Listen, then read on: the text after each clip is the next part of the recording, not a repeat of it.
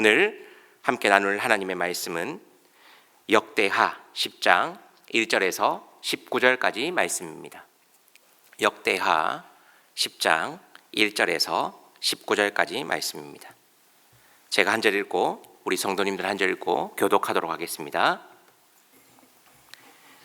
온 이스라엘이 르호보암을 왕으로 세우려고 세겜에 모였으므로 르호보암이 세겜으로 갔다.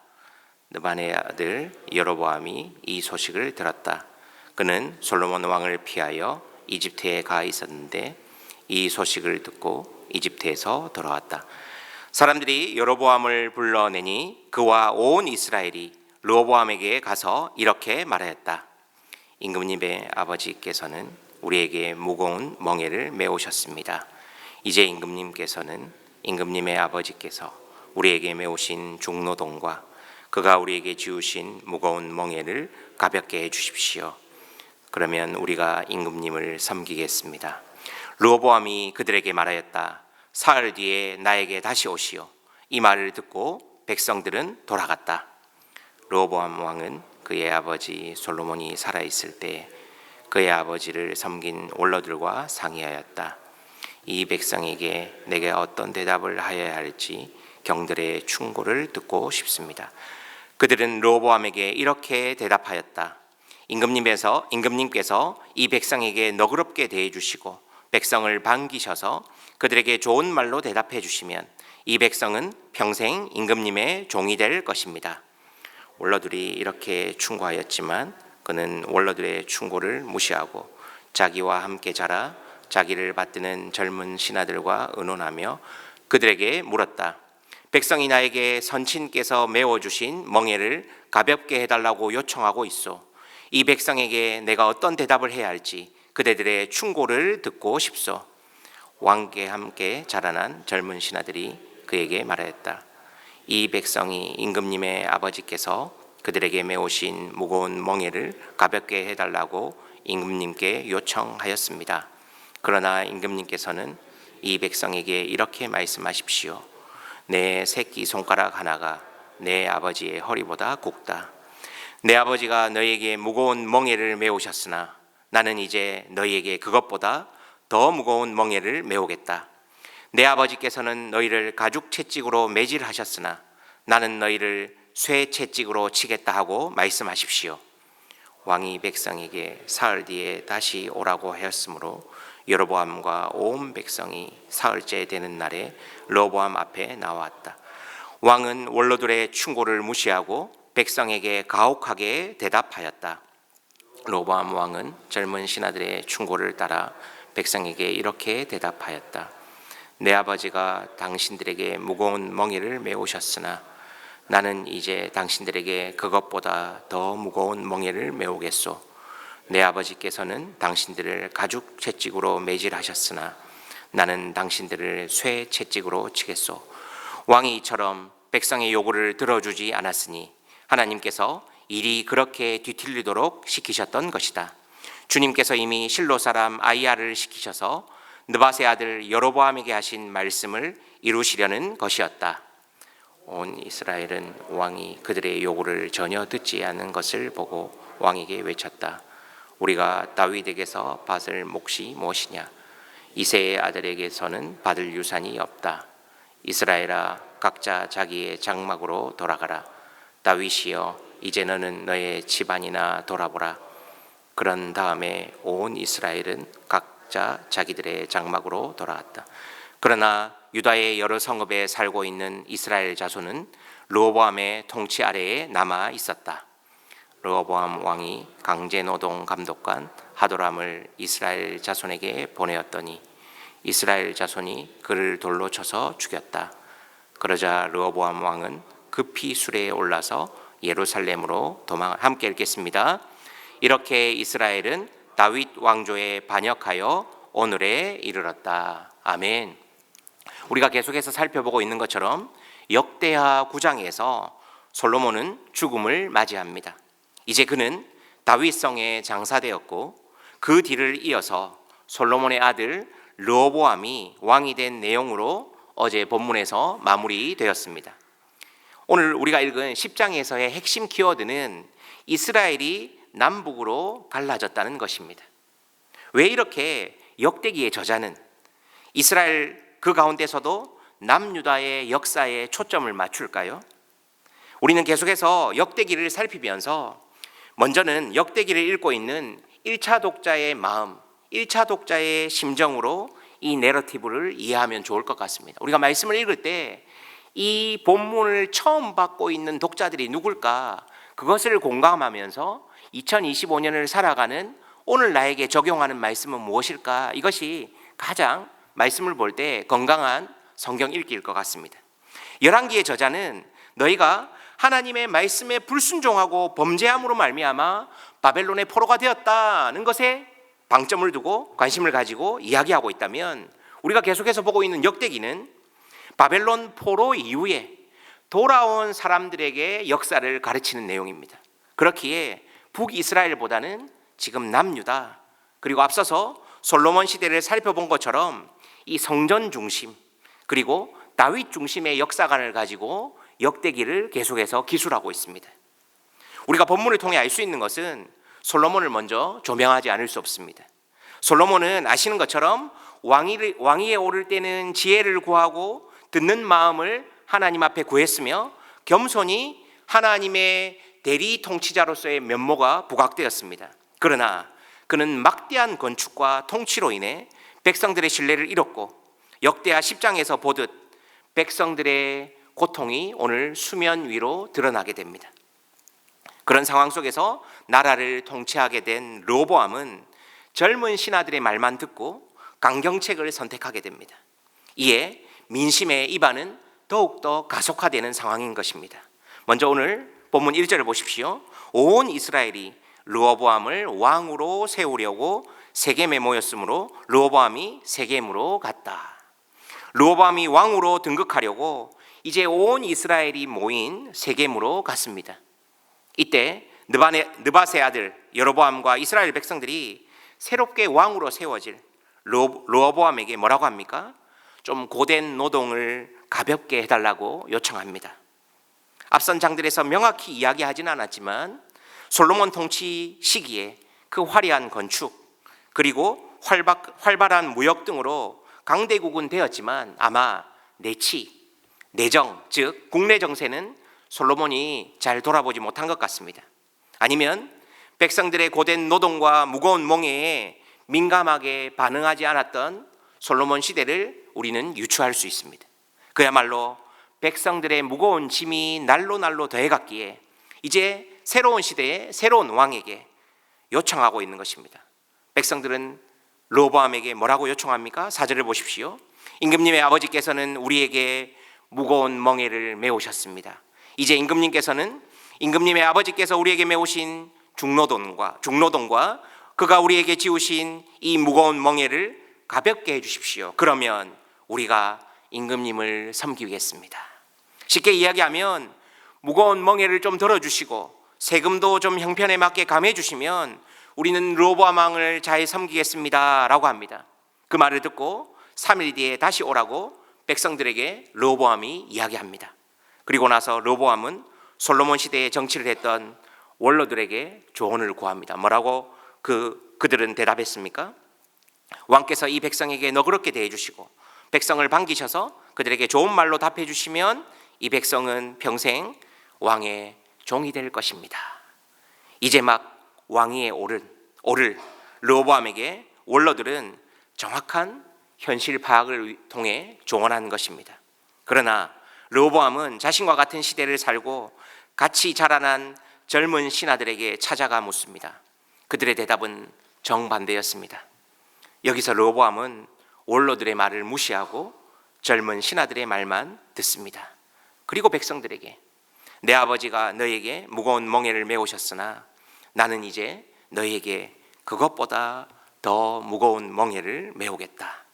내 아버지께서는 너희를 가죽 채찍으로 매질하셨으나 나는 너희를 쇠 채찍으로 치겠다고 이야기합니다. 사랑하는 성도님 여러분, 이 말씀을 저는 묵상하면서 개인적으로 이런 생각이 들었습니다. 우리가 신앙의 연륜이 차고 나이가 들어가고 교회에 오래 다닐수록 경청하는 자세가 결국 무너지는 모습을 우리는 많이 봅니다. 나의 경험과 나의 신앙과 내 주변의 사람, 나에게 좋은 말을 하는 사람의 말은 귀 기울이지만 우리가 신앙의 연수가 높아지고 시간이 지날수록 쓴소리, 정확한 소리, 바른 소리 하는 사람의 말은 듣기 싫어집니다. 이것이 남북이 갈라지는 패착이 되었습니다. 분명 원로들과 정치의 경륜이 있는 그 사람들의 말을 듣고 처음에 왕으로 등극할 때 선정을 르호보암은 펼칠 수 있었습니다. 그러나 그는 그렇게 하지 않았습니다. 자기와 같이 자라고 익숙한 사람들의 말만 듣고 그는 정치를 시작했습니다. 사랑하는 성도님 여러분, 우리도 신앙생활할 때 이런 모습들이 있지 않습니까? 시간이 지나면 더 고개가 숙여지고 더 예수님 닮은 모습이 나오고 작은 소리에도 잘 귀 기울일 수 있는 그런 성도로 예수님 닮은 모습으로 빚어져 가고 있습니까? 아니면 내 고집과 내 경험과 내 아집만 더 세지고 있습니까? 저는 언젠가 글을 읽었을 때 이 글이 너무나도 와닿았습니다. 초딩들의 시험을 앞둔 하루 앞의 고민도, 중딩들의 앞을 보지 못하는 방탕한 하루하루를 지나는 그들의 사춘기의 고민도, 직장인의 애환도, 주부로서의 양육의 고민도, 직장인들의 하루하루 앞이 보이지 않는 현실도 하나님은 다 들어주시는 분이시다. 그래서 우리가 믿는 그 예수 그리스도는 경청하시는 예수 그리스도 아닙니까? 우리 안에, 우리 교회 안에 좀 그런 모습들이 있었으면 좋겠습니다. 시간이 지나면 지날수록 좀 더 성숙해지고 무르익어 가고 5년 전의 이 장님의 모습보다는 오늘 2025년을 살아가는 나의 모습이 좀 더 예수님 닮아 있고 고개가 숙여져 있고 경청하는 그런 그리스도인들이 많이 나오기를 예수님의 이름으로 축복합니다. 북쪽 지파들의 민심은 결국 좋아지지 않았습니다. 더 악화되었습니다. 그래서 급하게 르호보암은 노동감독관인 하도람을 보냈지만 18절에 보면 이스라엘 자손들이 그를 돌로 쳐서 죽였다고 기록합니다. 르호보암은 급히 수레에 올라 예루살렘으로 도망했습니다. 그리고 여로보암을 왕으로 삼아 북이스라엘을 세웠습니다. 사울과 다윗 그리고 솔로몬으로 이어진 통일왕국 이스라엘은 남유다, 즉 유다 지파와 베냐민 지파를 중심으로 르호보암을 중심으로 한 이제 남유다와 여로보암을 중심으로 한 북쪽 지파 10지파 북이스라엘로 나라는 갈라지게 됩니다. 그런데 이렇게 남유다와 북이스라엘로 갈라진 이유를 역대기의 저자는 이와 평행 본문인 열왕기상 12장에서도 똑같이 이야기합니다. 오늘 본문 역대하 10장 15절과 열왕기상 12장 15절입니다. 제가 이 개역 개정과 새번역 버전으로 순서대로 한번 읽어드리겠습니다. 왕이 이같이 백성의 말을 듣지 아니하였으니 이 일은 하나님께로 말미암아 난 것이라. 여호와께서 전에 실로 사람 아히야로 하여금 느밧의 아들 여로보암에게 이르신 말씀을 응하게 하심이더라. 왕이 이처럼 백성의 요구를 들어주지 않았으니 하나님께서 일이 그렇게 뒤틀리도록 시키셨던 것이다. 주님께서 이미 실로 사람 아히야를 시키셔서 느밧의 아들 여로보암에게 하신 말씀을 이루시려는 것이었다. 열왕기와 역대기의 저자는 뭐라고 지금 기록했습니까? 이 부분이 참 난해하고 어렵습니다.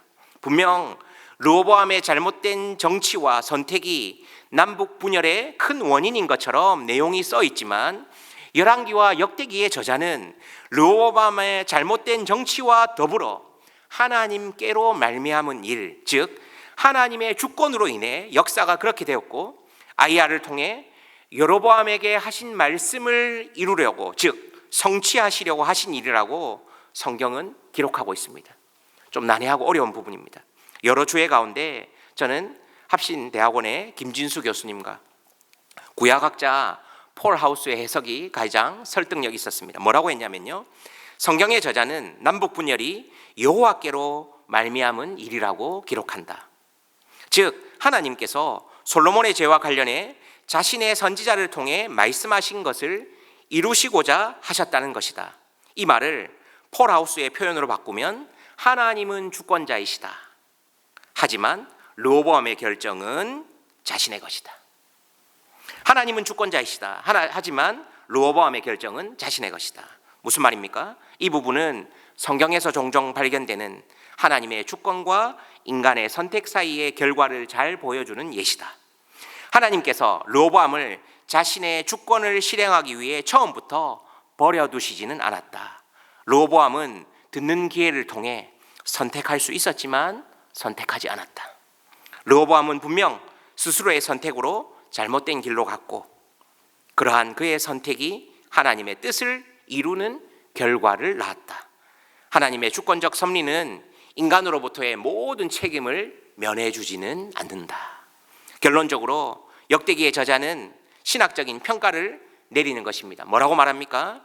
하나님께로 말미암은 일, 하나님께서 말씀을 응하게 하신 일, 더 나아가 하나님이 아이야를 통해서 여로보암에게 하신 예언을 이루게 하기 위함이라고 말하는 것입니다. 즉, 앞선 시대의 솔로몬의 제약, 그리고 르호보암의 불순종, 잘못된 선택으로 인해 분열 왕국이 되었지만 이 모든 일이 하나님의 주권적 섭리 가운데 있음을 역대기의 저자는 분명히 밝히고 있는 것입니다. 사랑하는 성도 여러분, 우리네 인생의 모든 삶이 하나님의 주권 아래 있습니다. 그렇다고 해서 우리 스스로의 잘못된 선택과 불순종이 모든 것을 면제해 주는 것이 아니라는 것을 기억해야 합니다. 역대기의 말씀을 통해 다시 한번 우리는 하나님께서 왕을 폐하기도 하시고 세우기도 하시는, 그리고 유다를 어떻게 회복시켜 가시는지 말씀을 통해 우리는 계속해서 살펴볼 것입니다.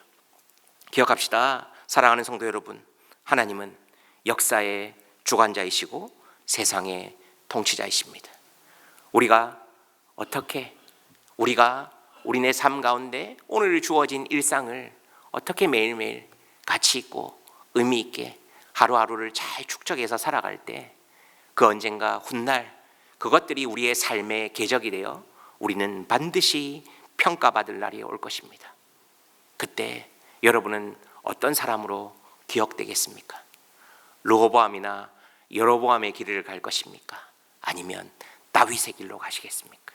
바라기는 역대기의 저자가 계속해서 이야기하는 다윗의 길, 하나님의 마음에 합한 길, 더 나아가 주님과 예수님과 말씀과 동행하는 그런 삶을 살아가시는 우리 모든 성도님들 되시기를 예수님의 이름으로 기대하고 기도하고 소망합니다. 기도하겠습니다. 하나님 감사합니다. 오늘도 말씀을 통해 계속해서 우리에게 교훈하시니 감사합니다. 하나님, 매일매일 주님과 말씀과 동행하는 복된 인생 되도록 은혜 위에 은혜를 더하여 주시옵소서. 감사합니다. 우리의 삶의 이유가 되시는 우리 주 예수 그리스도의 이름으로 간절히 기도하옵나이다. 아멘. 이 시간 기도하실 때 우리 말씀을 생각하시면서 기도해 주시고요. 오늘 토요일은 특별히 주일 예배를 위해서 기도하는 날입니다. 하나님 은혜 주셔서 내일 예배 가운데 성삼위 하나님 홀로 영광 받아 주시고 하나님의 은혜가 풍성하게 넘치는 우리의 예배가 되게 해달라고, 그리고 말씀을 전하시는 담임 목사님과 모든 우리 다음 세대 또 말씀을 전하는 교육자들 은혜 주셔서 하나님 기도보다 성령보다 앞서지 않고 선지자의 마음으로 제사장의 마음으로 성도들을 위로하고 또 바른 길로 돌이키는 복된 우리 주일 예배의 자리가 되게 해달라고 기도합시다. 특별히 교회 일정을 두고 계속해서 기도해 주셨으면 좋겠습니다. 하나님, 교회 바자회를 위해서 기도해 주시고 많은 VIP들이 오는 축제가 되게 해달라고, 특별히 또 하반기에는 리더십을 세우는, 중직자를 세우는 교회의 큰 일을 앞두고 있습니다. 하나님 은혜 주셔서 영혼을 세우고 섬기는, 목장을 돌아보는 그러한 많은 사람들이 교회의 리더십으로 중직자로 세워질 수 있도록, 영혼을 섬기는 사람들이 주의 몸된 교회의 리더들로 세워지게 해달라고, 또 여러분 개인적인 각자의 기도 제목 가지고 기도하시고 돌아가시기 바랍니다. 기도하겠습니다.